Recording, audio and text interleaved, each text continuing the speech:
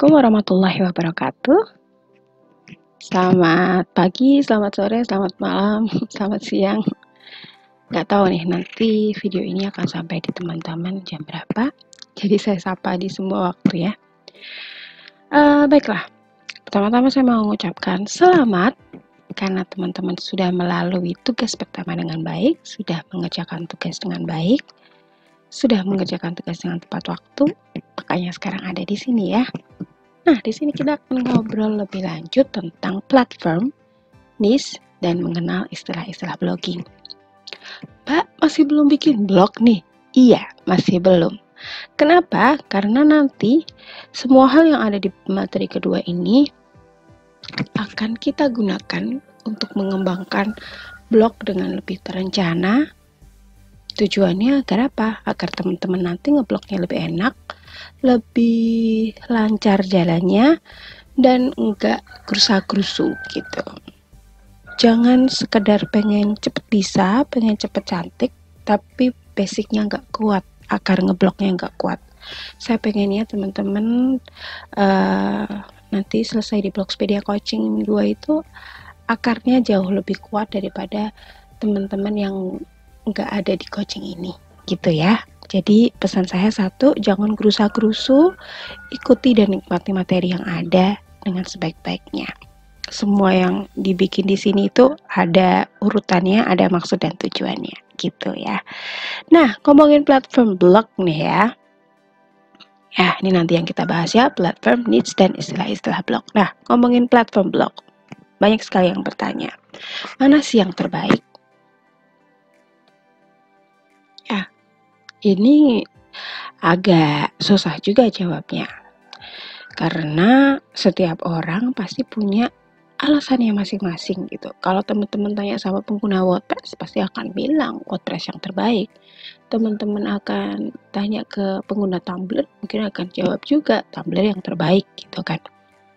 Nah, di antara banyaknya platform web yang ada saat ini ya, mungkin yang paling terkenal adalah dua ini ya, Blogspot dan WordPress. Tapi sebenarnya masih banyak lagi, ada Tumblr, ada Wix, ada Medium ya, ada banyak sekali ya. Tetapi kita akan fokus di dua platform utama ya, Blogspot dan WordPress itu, karena ini yang sering diperbandingkan gitu ya. Nah, kalau ditanya mana yang paling baik, saya nggak bisa jawab mana yang paling baik. Kalau ditanya mana yang ternyaman, mungkin saya akan bisa jawab. Karena apa? Karena itu relatif gitu. Semuanya punya plus minusnya masing-masing. Yang paling baik buat saya belum tentu baik buat blogger yang lain. Karena menurut saya yang paling baik itu ya berarti yang paling nyaman buat diri kita. Cuma nih kalau dilihat dari sisi ekonomisnya, Blogspot sampai detik ini buat saya masih jadi pilihan terbaik. Jadi salah satu yang klien lihat seorang blogger itu profesional atau enggak, biasanya salah satunya dilihat dari domainnya. Apakah masih subdomain atau sudah menggunakan top level domain. Nah, Blogspot itu bisa mengakomodasi kebutuhan menjadi blogger profesional dengan modal terbatas. Kok bisa, Mbak? Oke, nanti kita jelaskan lebih lanjut ya. Oke, kita lanjutin ya. Nah, kenapa sih kok Blogspot itu bisa mengakomodasi kebutuhan menjadi blogger profesional dengan modal terbatas? Karena gini nih, untuk menjadi blogger profesional kan kita harus beli top level domain. Nah, di Blogspot itu kita cukup beli top level domain aja, nggak perlu beli yang namanya hosting. Karena hostingnya Blogspot otomatis masih ngikut Google. Beda cerita ketika teman-teman udah pakai WordPress.com nih. WordPress.com. Oh ya, teman-teman harus tahu juga ya, ketika saya bilang WordPress itu berarti ada dua jenis. Ada WordPress.com yang gratisan. Sebenarnya ada yang nggak gratisan juga sih. Ada satu lagi, jadi WordPress itu punya pricing plan, punya rencana pembayaran itu dua. Yang satu WordPress free, yang satu WordPress Pro. WordPress free itu ya secara garis besar sama kayak Blogspot gitu. gratis, semuanya bisa dilakukan gratis gitu. Bedanya nggak bisa ditambahin top level domain. Kalau mau ditambahin top level domain, berarti teman-teman harus naik ke WordPress Pro. Di situ teman-teman bisa nambahin top level domain, bisa nambahin beberapa fitur-fitur yang nggak ada di WordPress free. Nah, WordPress Pro ini bisa teman-teman dapatkan dengan membayar 220.000 per bulan. Gimana? Mau ngeluarin modal segitu? Sudah cukup modalnya? Terus dibandingkan dengan Blogspot itu kita tinggal beli top level domain yang misal kita ambil yang .com deh. Sekitar harganya mungkin sekarang 150.000 untuk setahun. Ingat ya, setahun. Sementara tadi kalau WordPress Pro 220.000 per bulan. Ada lagi satu lagi yang namanya WordPress self-hosted, yaitu dengan cara kita beli hostingnya dulu, lalu kita install aplikasi WordPress di cPanel-nya, apalagi itu Mbak, ya itu. Makanya kenapa saya pilih di coaching ini, di Blogspedia coaching ini, saya fokuskan ke Blogspot dulu. Kenapa? Pertama, tadi secara ekonomis, ya, kita nanti kan pengennya menuju ke profesional ya, berarti teman-teman akan saya arahkan untuk beli top level domain. Nah, kalau saya ngajaknya teman-teman dari awal udah pakai WordPress yang self-hosted, berarti modal yang harus teman-teman keluarkan minimal di awal itu sekitar, ada sih kalau kita ambil promo itu 200.000 per bulan udah free sama domain. Untuk setahun ke depan ya. Tapi tahun depannya lagi kalau mau perpanjangan itu berarti sekitar 600 sampai 750.000 sekali bayar untuk setahun ke depannya. Kalau Blogspot ya udah bayar 150.000, tahun depan 150.000, tahun depannya 150.000. Kecuali one day Blogspot mau diubah kayak WordPress karena kabarnya ada seperti itu. Nah, kalau one day Blogspot diubah kayak WordPress ya mending kita bareng-bareng pindahan ke WordPress self-hosted. Jadi karena ini sementara Blogspot masih belum ada kabar lanjutan tentang mau dibikin pricing plan kayak wordpress.com gitu ya, jadi kita pakai Blogspot aja. Gini, kalau yang saya lihat ya, dari pengalaman saya menggunakan dua platform ini, saya sebut tiga platform ini, wordpress.com, WordPress self-hosted, dan Blogspot. Ya, yang paling sederhana, yang paling gampang merawatnya so far masih yang Blogspot. Kita bandingkan dulu deh sama-sama yang platform gratisan yang wordpress.com itu ya. Cantik sih, pilihan temanya memang banyak, meskipun bawaan ya, tapi nggak bisa diutak-atik lebih lanjut gitu. Sementara kalau blogspot.com, meskipun pakai template bawaan, kita masih bisa ngutak-atik jadi lebih cantik gitu. Terus wordpress.com itu fiturnya sangat terbatas. Bahkan ketika nanti kita udah mau profesional kan kita harus menggunakan beberapa tool yang bisa membantu kinerja kita kayak Google Analytics, Google Search Console. Nah, wordpress.com itu nggak mengakomodasi hal itu. Sementara Blogspot bisa.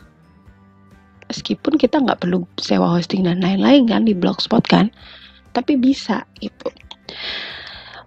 WordPress yang fiturnya lengkap, ya berarti kita harus ngambil yang WordPress Pro atau WordPress self-hosted. WordPress Pro bayarnya mahal, modalnya besar. WordPress self-hosted untuk pemula bakal sedikit lebih jelimet. Kemarin saya dan suami sempat bikin sharing ya tentang WordPress self-hosted dan ternyata menarik, tapi yaitu step-stepnya itu agak jelimet. Itu kenapa? Kalau untuk pemula yang basicnya cuma pengen sekedar ngeblog tanpa mikir hosting dan lain-lain, Blogspot masih paling nyaman gitu. Terus karena kan kita fokusnya di nulis dulu ya, nulis blognya dulu ya, ya udah pakai Blogspot aja. Udah cukup gitu kalau masih kita fokusnya untuk nulisnya dulu gitu. Nah, nanti mungkinlah kalau teman-teman di blogspotnya ini udah lancar jaya, udah ngerti gimana caranya mengoptimalisasinya, boleh kalau mau belajar menggunakan WordPress self-hosted gitu. Kalau buat saya nih ya, blogspot itu mengajarkan kita untuk jago SEO secara manual nantinya, karena di Blogspot kan nggak ada yang namanya plugin, sementara di WordPress punya plugin yang bikin dia terlihat keren, itu kan plugin di WordPress itu. Nah, nanti ketika kita belajar SEO tuh, pengguna WordPress sih enak, udah ada plugin SEO-nya, nggak perlu ngecek satu persatu, karena si plugin ini yang akan ngecek udah SEO friendly belum artikelnya. Beda dengan teman-teman pengguna Blogspot. Kita harus punya catatan sendiri, ngecek secara manual, dan secara nggak langsung nanti lama-lama jadi apal gitu. Otaknya apal, jari-jarinya apal, hingga kayak SEO tuh udah kayak makanan sehari-hari gitu. Jadi ngelihat artikel teman lain tuh udah tahu, wah ini kurang SEO friendly dikit nih gitu. Beda sama pengguna WordPress, kalau nggak pakai tool, kemungkinan dia juga bingung ini SEO atau enggak ya. Ya, makanya aku bilang teman-teman Blogspot itu canggih-canggih. Makanya jangan berkecil hati kalau masih pakai Blogspot dan belum menggunakan WordPress self-hosted gitu, nggak masalah. Justru Blogspot itu modal buat belajar blog dengan lebih baik sebelum nanti teman-teman melangkah ke level selanjutnya gitu. Nah, buat teman-teman yang sudah punya blog berplatform WordPress.com ya, yang saya lihat beberapa ada yang punya WordPress yang masih gratisan, jadi mohon maaf, nggak bisa dilanjutkan, atau bisa nanti dimigrasi ya isinya kalau mau dipindahin dari WordPress.com ke blogspot.com bisa kok. Tapi nanti misalnya pengen bikin bener-bener baru kosongan di Blogspot, ya nggak apa-apa. Nanti setelah coaching mau dilanjutin WordPress-nya nggak masalah. Yang pasti kita fokus coachingnya di Blogspedia ini di menggunakan Blogspot gitu ya. Nah, ini ya tadi ya kekurangan Blogspot ini dua ini, template dan tidak ada plugin SEO. Nah ini, terus mungkin kalau ngomongin template, tadi aku bilang bisa kok dibikin cantik dengan setting-setting tertentu, dengan nambahin kode-kode tertentu. Nah ini yang ribet, karena di Blogspot semua itu kadang nembaknya langsung ke HTML. Buat teman-teman yang baru pertama ngelihat kode-kode kayak gini, mungkin akan pusing gitu. Beruntunglah saya karena punya suami programmer gitu, jadi sedikit banyak dibantuin, sedikit banyak akhirnya belajar juga. Dan malah bikin kecanduan kadang-kadang gitu. Nah, yang berikutnya kekurangan Blogspot ada ini, nggak ada plugin SEO ya. Nah, seperti yang tadi aku ceritakan, kita harus mengasahnya secara manual dan justru itu jadi bagus, jadi sesuatu kelebihan kita sebagai pengguna Blogspot. Nah, makanya yang namanya emak-emak ya khususnya ya, pengen ngeblog tapi tetap ekonomis, nggak ganggu uang belanja, pengen punya blog agak keren, terlihat profesional, duitnya yang keluar nggak banyak dan bisa cepat balik modal, ya udah Blogspot lah yang menurut saya bisa direkomendasikan. Oke deh, terkait platform blog hanya ini yang bisa saya bahas. Nanti kita akan ngobrol lebih lanjut ya di WhatsApp group. Buat teman-teman yang punya pertanyaan terkait platform, boleh ya ditanyain di kolom komentar Google Classroom. Bisa ditanya di sana dulu. Jadi nanti saya bisa ngerekap pas diskusi bisa kita jawab. Selanjutnya kita akan ngobrolin soal niche. Apalagi nih. Jadi niche ini yang akan jadi warna tersendiri di blog kita. Intinya niche ini adalah topik blog. Ya. Apakah topik blog ini harus satu gitu, satu blog satu niche gitu, enggak juga gitu ya. Ada niche yang bisa mengakomodasi semua topik gitu, namanya lifestyle blog atau lebih sering disebut dengan gado-gado ya. Nah, apakah kita harus pakai spesifik niche, yaitu satu blog satu topik, atau pakainya lifestyle niche? Monggo, masing-masing pilihan ada plus minusnya. Tinggal disesuaikan saja dengan kebutuhan teman-teman saat ini. Mau dibiarkan mengalir dulu juga nggak masalah kok. Seberapa penting sih topik dalam sebuah blog ini? Menurut saya sangat penting karena ia akan memberikan ruh pada blog tersebut. Karena satu topik blog ini nanti akan mempengaruhi label atau kategori apa aja yang di dalam blog. Mempengaruhi juga judul blognya, tagline, hingga logo blog. Jadi, tolong teman-teman pikirkan dengan sangat tentang topik blog ini, ya. Terus, bagusan yang mana gitu? Maaf ya, batuk. Bagusan yang mana antara spesifik niche atau lifestyle niche gitu? Ya, dua-duanya punya kelebihan dan kekurangan masing-masing gitu. Lifestyle blog itu memudahkan kita untuk menuliskan tema apapun. Kita akan jarang buntu ide karena bisa nulis semuanya gitu. Kan lifestyle blog mungkin kita milih, pas kemudian lifestyle blog mungkin kita batasin deh maksimal 15 subtopik atau 15 label ya. Misal review kuliner, terus jalan-jalan atau traveling, parenting, terserah teman-teman mau gimana ya. Nah, itu kita bisa nulis apapun gitu. Beda ketika nulisnya cuma satu topik aja. Misal blognya parenting atau traveling gitu ya.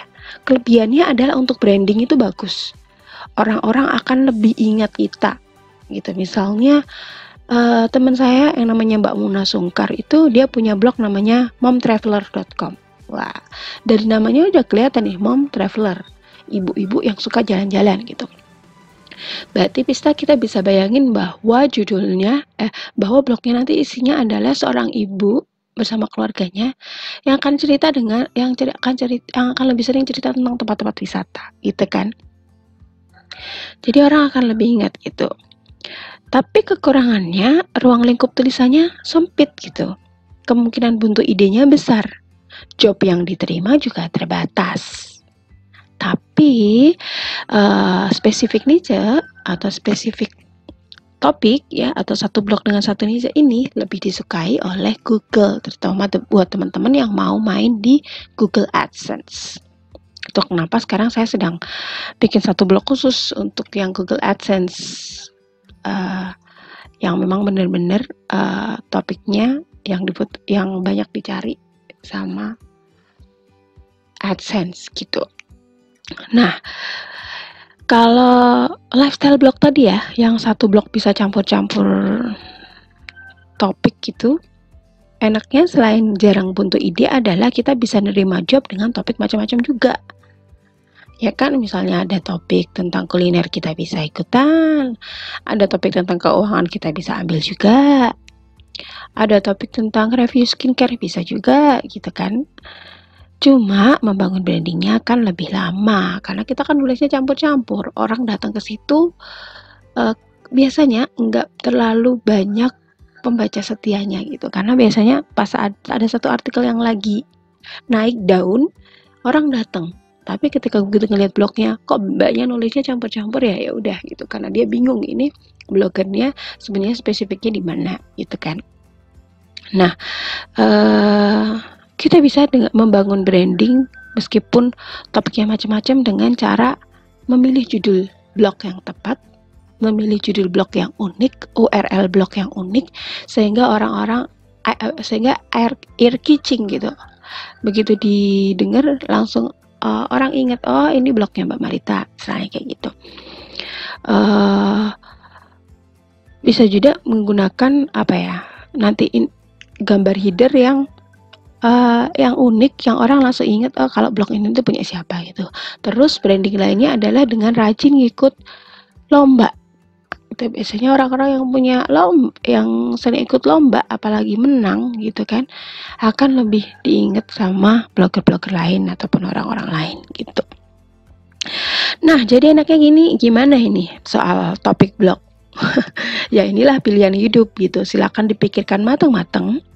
Kalau belum nemu niche yang paling klik, ya gado-gado bisa jadi pilihan terbaik. Sambil jalan nanti bisa kok kita ketemu sama yang paling klik. Soalnya kayak meski gado-gado, artikel terbanyak di blog utama saya adalah tentang parenting dan relationship atau pernikahan gitu. Nah, sekarang yang harus kita lakukan setelah topiknya ketemu, yaitu ini, melakukan breakdown dari niche atau topik menjadi blog impian teman-teman.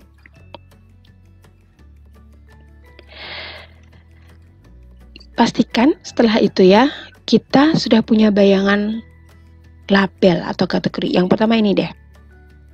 Ini. Dari satu topik kita breakdown dulu jadi judul, tagline, dan logo. Ya, setelah kita udah dapet nih, oke deh aku topiknya mau topik parenting gitu misalnya. Terus mulai deh pikir judul blognya apa ya yang bisa memuat bahwa orang tuh tahu kalau ini tentang blog parenting gitu. Biasanya sih kalau emak-emak itu pakai dengan nama Bunda gitu misalnya. Bunda triple A gitu ya, itu salah satu kemarin ya Mbak Sasha yang isi IG Live kemarin itu seperti itu kan, Bunda Sasa, Bunda triple A karena anaknya A semua, depannya jadi triple A misalnya kayak gitu, biar tahu ini tentang bunda-bunda kegiatannya sama si anak-anaknya gitu. Lalu tagline blognya apa, misalnya cerita sehari-hari Bunda Sasa misalnya kayak gitu. Terus logo blognya juga dipikirkan, jadi yang yang bisa atau yang punya ruh tentang parenting seperti apa kalau topiknya pakai parenting. Jangan lupa juga buat teman-teman yang saat ini belum beli top level domain, dibayangkan juga mau beli domain yang kayak gimana nanti. Apakah pakai nama judul blog, jadi domain ini bisa ngikut judul blog, bisa ngikut nama blogernya ya. Nah, kalau teman-teman pakai topik gado-gado, biasanya judul blognya itu menggunakan nama sendiri. Atau bisa juga seperti saya, judul blognya beda. Maritas Peles. Kenapa saya pilih nama Maritas Peles? Karena buat saya blog itu kayak istananya saya, yang namanya istana, dan saya ratunya, maka saya bebas ngapain aja di blog itu. Mau nulis tentang apa saja, mau nulis curcol, mau nulis apa, bebas gitu. Rumah-rumah saya gitu kan. Tagline-nya kalau yang sekarang itu tagline blog saya adalah sampai lupa aku itunya apa. Pokoknya intinya ini adalah tempat yang bebas untuk bercerita apa saja gitu. Itu tagline blog saya.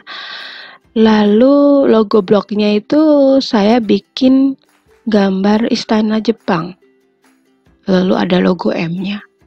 Ya kan, karena Maritas Peles tapi pilihnya istananya, tapi istana Jepang, ada logo M-nya. Nah, domainnya sendiri saya pilih pakai nama saya sebagai branding diri gitu, bahwa Maritas Peles punyanya Marita Ningtyas gitu kan. Nah, terkait domain yang teman-teman perlu ingat adalah jangan terlalu panjang. Kenapa? Ini nanti menyangkut SEO. Jadi URL atau alamat gitu ya, alamat postingan terutama maksimalnya itu 75 karakter, dihitung dari H di HTTPS sampai L di HTML kalau buat blogspot. Jadi bayangkan saja kalau domainnya teman-teman udah panjang, misalnya itu kemarin Mbak Sasa habis beritu cerita bunda.a.com, itu udah panjang banget sampai entah berapa karakter, apalagi kalau sudah lebih dari 20 karakter gitu ya. Itu nanti berarti kan udah kepotong sama HTTPS-nya juga, udah kepotong sama www juga. Coba dihitung nanti tinggal berapa. Terus nanti URL kita ambil judulnya itu gimana nanti bisa panjang. Misal kalau 20 karakter udah buat domain nih. Berarti kita masih punya 55 karakter buat judul sampai HTML, ya kan? Jadi perlu hati-hati banget ini soal domain, jangan terlalu panjang. Mbak, tapi namaku panjang banget. Coba pakai nama panggilan atau pakai nama yang unik. Misal kayak buat teman-teman yang mungkin tahu pohontomat.com. Pohontomat.com ya, itu kan kita langsung tertarik nggak sih? Namanya lucu sih, ini bahasa apa? Tentang biologi, tentang pohon-pohon gitu kan. Ternyata ini blog gado-gado punyanya Kak Tri. Kita jadi tertarik kan, ngeklik karena namanya unik. Nah, itu bisa dilakukan ke teman-teman. Jadi domainnya apa? Nanti yang mau diangkat, mau pakai branding diri sendiri, pakai branding nama blog atau gimana gitu. Dan yang pasti jangan terlalu panjang. Kalau bisa maksimal deh 15 karakter aja gitu. Jadi biar nanti pas teman-teman nulis artikel dan ngurusin URL postingan itu nggak terlalu puyeng gitu ngekatnya. Ya.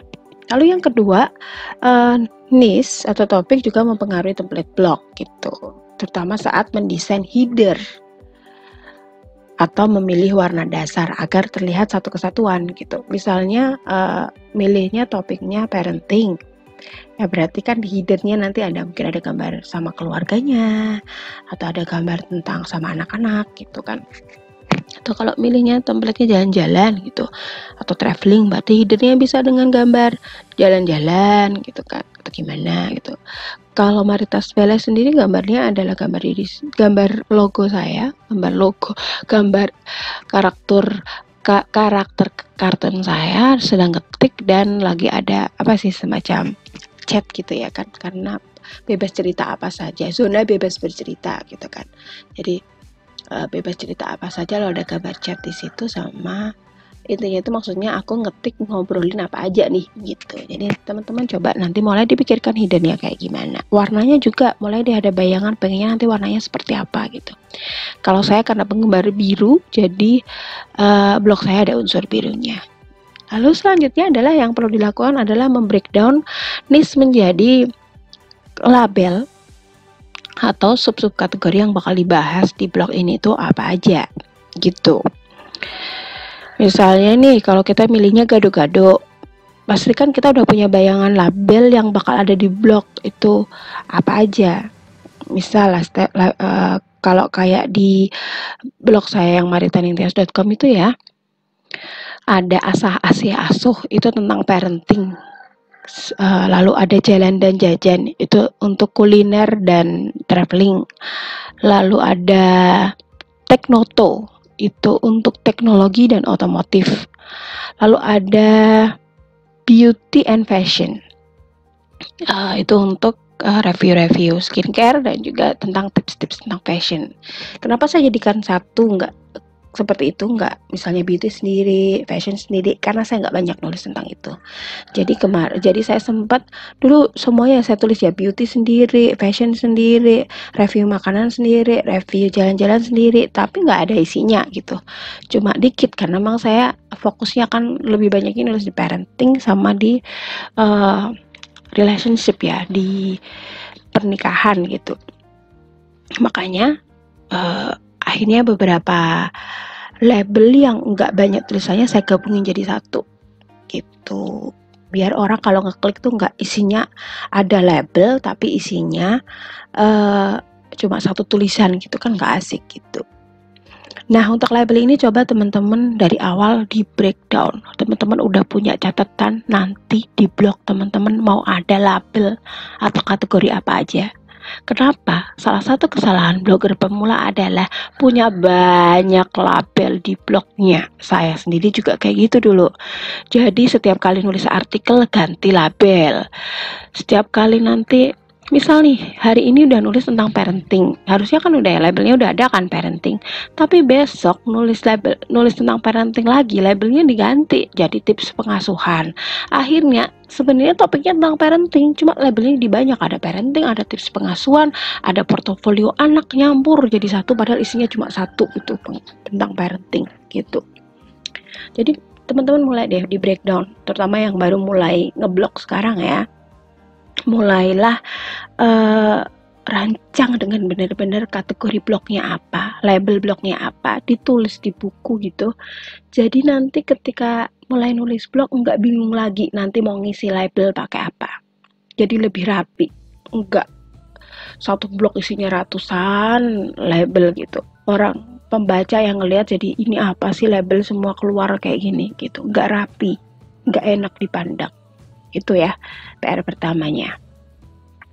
Lalu, terus kalau spesifik niche gimana Mbak? Kalau aku milihnya topiknya yang khusus, misalnya cuma parenting aja gitu, terus nanti kategorinya isinya apa ya? Nah, ada nih satu blog saya yang tentang parenting namanya rumah-kita.my.id.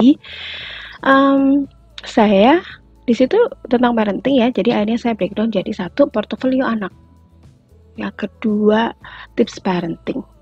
Dua itu aja sih yang besar. Portofolio anak sendiri saya bedakan jadi dua, cerita Iva dan cerita Avan. Kalau misalnya cuma fokus di salah satu anak, jadi ya udah karena ini blog yang khusus ya, jadi ya udah dua itu aja yang jadi bahasan utama, portofolio anak dan tips parenting itu. Nah, tinggal nih kalau misalkan di Blogspedia tuh kan itu khusus juga. Nah, topiknya ya tentang blogging.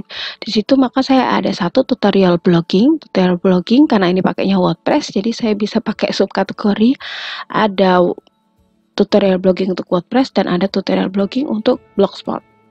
Lalu yang kedua ada kategori tips SEO, lalu ada kategori tips menulis, ada juga info ini untuk artikel-artikel yang di luar blogging, terutama kalau pas lagi dapat kerjaan nggak ada hubungannya sama blogging, saya masukin ke info ini. Lalu kalau ada hubungannya sama digital, saya masukin ke digi apa gitu.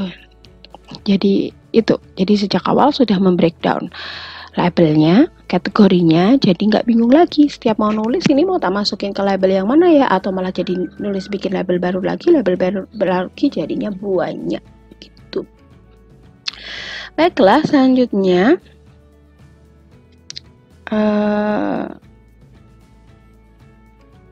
nanti kita ngobrolin lebih lanjut ya di diskusi ya, di forum diskusi. Nanti kita ngobrol lebih lanjut tentang branding, judul, dan domain blog ini ya. Nanti saya akan kasih contohnya seperti apa.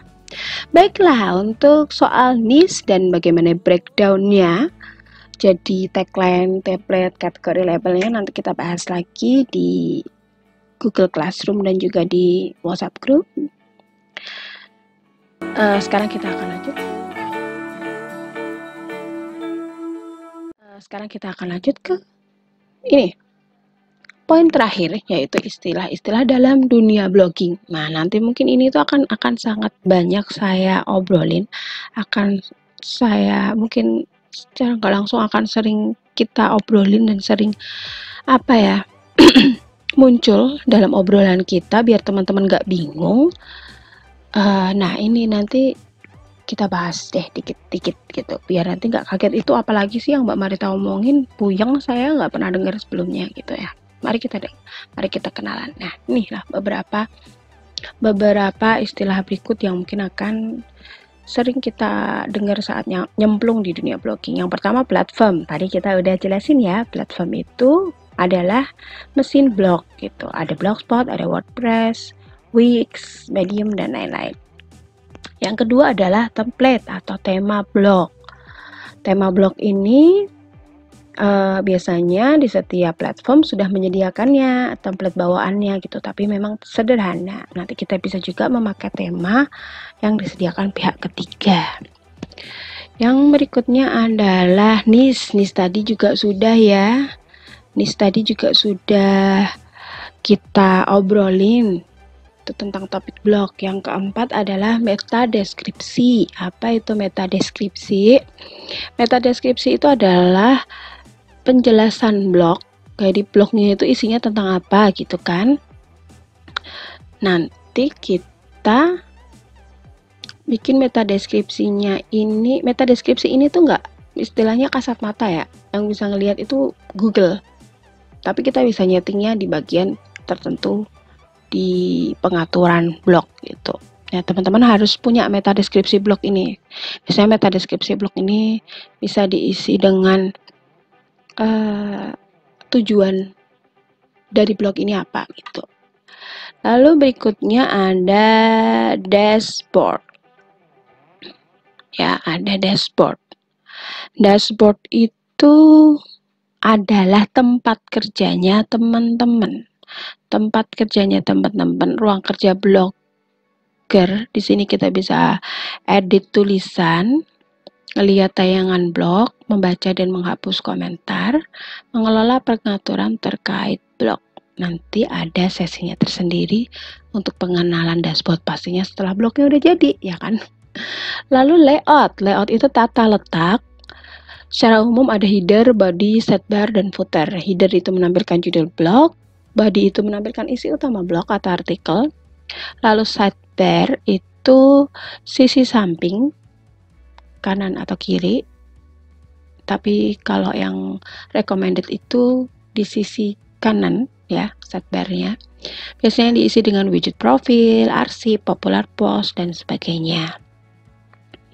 Yang berikutnya adalah widget. Widget itu kayak tambahan gitu, kayak apa ya, fungsi-fungsi tambahan kayak menampilkan profilnya penulis, terus menampilkan postingan-postingan yang sering dibaca gitu, untuk lebih menguatkan branding blog itu sendiri. Lalu URL atau Uniform Resource Locator, itu gampangnya itu adalah alamat blog atau postingan, diawali dengan HTTP atau HTTPS, tapi sekarang disarankan semuanya harus pakai HTTPS karena kalau nanti masih HTTP akan dianggap blog yang enggak aman sama Google dan nanti akan dibatasi aksesnya. Lalu ada www-nya itu ya, World Wide Web.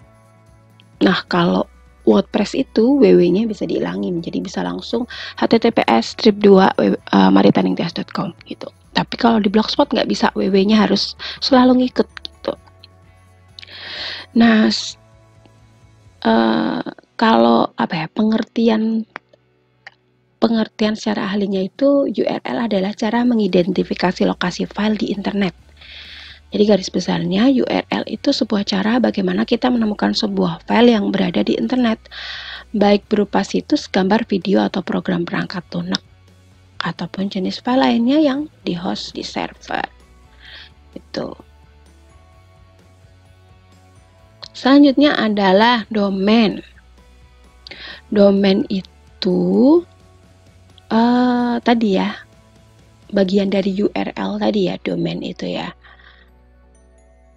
Domain itu ada yang namanya top level domain, ada yang namanya subdomain. Subdomain itu ya gini, punya teman-teman yang masih pakai Blogspot itu kan, misalnya maritaningtias.blogspot.com.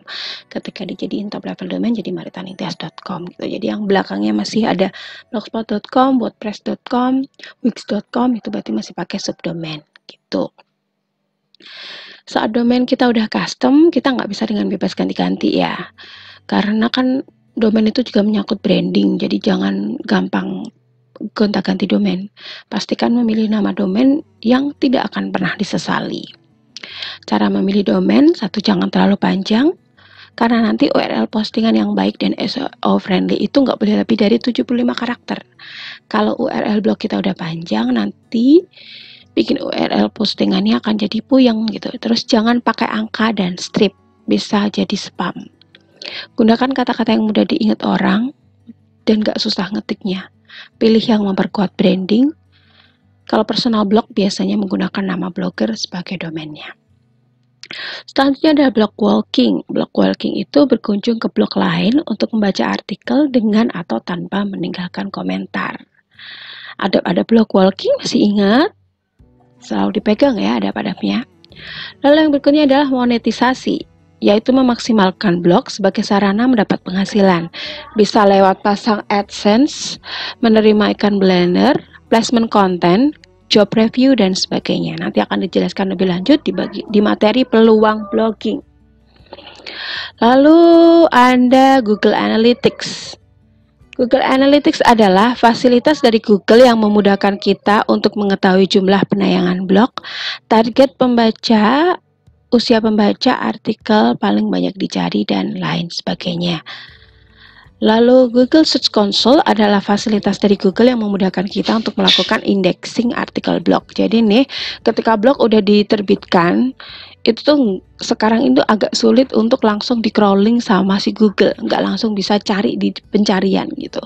Nah, biar Google cepat kenal, kita bisa nyuruh si Google ini nge-crawling dengan cara tadi masukin ke Google Search Console, tolong dong diindeksin, nih aku punya artikel baru, kayak gitu. Lalu yang berikutnya ada Domain Authority dan Page Authority, atau yang sering disebut dengan DAPA, yaitu penilaian blog yang dikeluarkan oleh Moz. Domain Authority adalah skor sebuah domain versi Moz sebagai penunjuk kekuatan domain untuk peringkat di mesin. Gunanya untuk memprediksi seberapa baik peringkat website dengan alamat domain yang terkait pada halaman mesin pencari atau SERP. Biasanya nilainya antara 1 sampai 100, semakin tinggi semakin dianggap lebih baik. Kalau PA adalah sama, dibuat juga oleh Moz, cuma ini memprediksi halaman. Kalau tadi kan domain ya, kalau ini memprediksi halaman, sama antara 1 sampai 100 juga. Semakin tinggi skor sebuah halaman, semakin berpotensi untuk mendapat peringkat yang baik di pencarian gitu. Apa manfaat skor DAPA pada SEO? Yang perlu diketahui adalah untuk menilai sejauh mana optimasi SEO dilakukan pada situs, karena biasanya yang udah SEO friendly DAPA-nya juga jadi tinggi gitu. Tapi ini bukan ketentuan baku ya. Ini kan dari pihak ketiga, bukan dari Google-nya. Jadi bukan hal yang baku, bukan hal yang harus dikejar. Cuma emang biasanya klien suka cari gitu blog yang DAPA-nya tinggi gitu. DAPA ini juga terkait dengan kualitas dan kuantitas backlink dari sebuah web. Manfaat utama dari skor DAPA ini adalah untuk mengukur sejauh mana nilai sebuah situs atau domain dalam menjalankan strategi backlink building. Apa meneh kuwi, Mbak? Nanti ya pelan-pelan kita obrolin. Nah, Alexa ini udah nggak dipakai ya, sekarang udah kukutan. Ini tuh sama kayak DAPA gitu, cuma ini punyanya Amazon, tapi ini udah nggak dipakai, jadi kita nggak perlu obrolin lebih lanjut. Selanjutnya ada domain rating dan URL rating, atau biasa disingkat dengan DRUR gitu. Sama halnya dengan DAPA, bedanya DRUR ini dari Ahrefs ya. DAPA, Alexa, DRUR gitu dulu itu biasanya dipakai, bukan biasanya, memang sampai saat ini kecuali Alexa ya, dipakai untuk klien dalam filterisasi pemberian job kepada blogger gitu. Selain DAPA dan DRUR, biasanya klien juga melihat dari page view-nya. Berapa dalam sebulan udah berapa nih pengunjungnya gitu. Semakin banyak page view-nya, biasanya klien akan mempertimbangkan untuk menggunakan blogger tersebut. Lalu yang berikutnya adalah SEO atau Search Engine Optimization. Teknik ngeblog yang bertujuan agar blog kita lebih mudah masuk ke mesin pencari. Ada dua cara, SEO on page dan off page. Nanti kita jelaskan lebih lanjut ya di materi konten. Nah, SEO itu intinya sederhananya adalah bagaimana caranya membuat blogger kenal dan jatuh cinta sama blog kita sehingga nanti direkomendasiin terus sama pembaca, sama pengguna Google ya. Lalu content planner itu sederhananya adalah membuat rencana untuk jadwal ngeblog kita. Red card adalah price list kita sebagai blogger. Backlink adalah link yang masuk ke sebuah situs atau web. Ada dua jenis, internal backlink dan external backlink. Internal backlink adalah link yang mengarah ke artikel lain di dalam blog kita, sementara external backlink adalah link yang mengarah ke artikel atau blog di luar blog kita. Termasuk blog lain, misal kita punya 2 blog ya, atau 3 blog. Nah, kita ngasih backlink ke blog kita yang lain, itu juga masuknya udah di external backlink. Oke, sepertinya ini aja ya istilah-istilahnya. Misalnya ada teman-teman yang pernah dengar istilah blogging yang lain dan belum dijelaskan di sini, boleh ya nanti ditanyakan di saat diskusi. Itu aja sih materi kedua dari Blogspedia Coaching ini. Semoga bermanfaat dan sudah siap ngerjain tugasnya. Oke, sampai jumpa di sini dulu ya. Wassalamualaikum warahmatullahi wabarakatuh.